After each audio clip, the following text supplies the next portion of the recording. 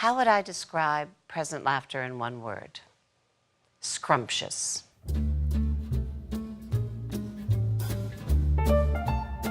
Present Laughter follows egocentric celebrity Gary Essendine in a series of philandering escapades as he confronts a new kind of midlife crisis. Good God.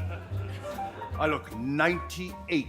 Present Laughter is about this group of characters all sort of revolving around Mr. Gary Essendine.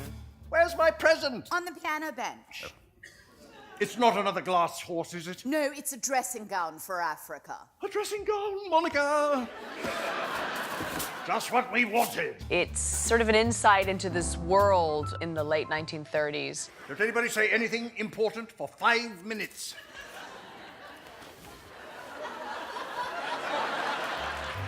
It's really Gary Essendine's world. He has his secretary, who he's had for decades, and his ex-wife, and his producer, director. There are characters that are sort of on the outskirts of this circle, who all, for one reason or another, want to be a part of it.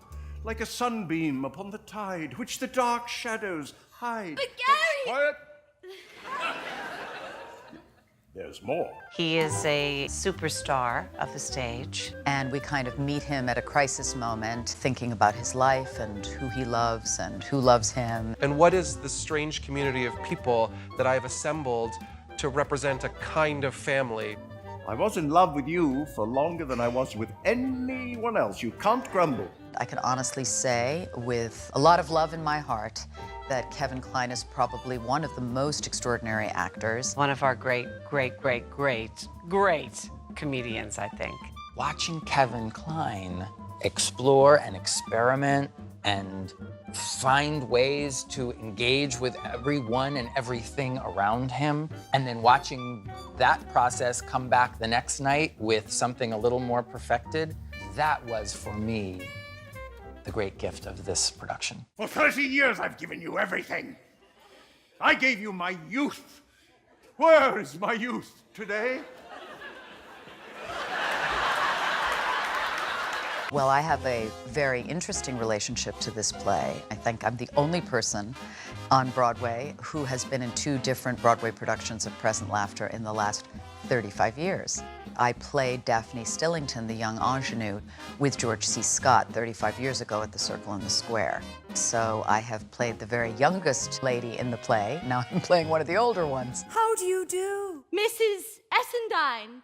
Are you Gary's wife? Yes. Oh, I thought you were divorced. Oh, we never quite got around to it. Present Laughter carries forward a tradition of the comedic sex farce, championed in Broadway and the West End, and certainly Noel Coward is a comedic genius in that way.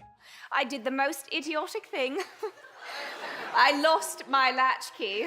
You lost your latchkey.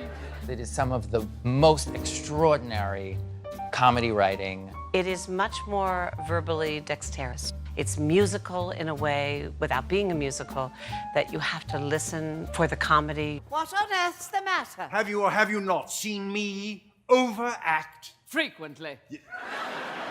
I'm outside the door in his office, and I listen every night to be able to come in and hit the right notes. There is something in the language of Noel Coward. Every word, every phrase, every change of mood, cunningly planned. Obviously, it's not how we talk now. I'm not even sure it's how they talked then.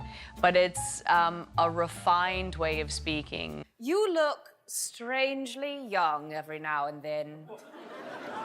The words are like weapons.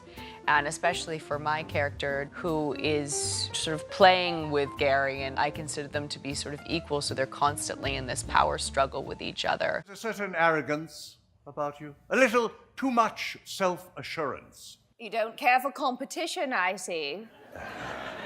It's like being in a fencing match with people. It's really fun. No, look here, Gary! No, I won't look here! No, no, no, no! In this play, we get to see actors at the top of their game, giving us truly a comedy Broadway masterclass. People who have been doing this for many years, so they are pros, and I get to not only have the experience of being on a stage in front of people every night, but I'm a student as well, and I'm just absorbing all of this amazing creativity and passion from the people on stage. You better take my car, Joanna. It's downstairs. The chauffeur's got red hair and his name's Frobisher. Daphne!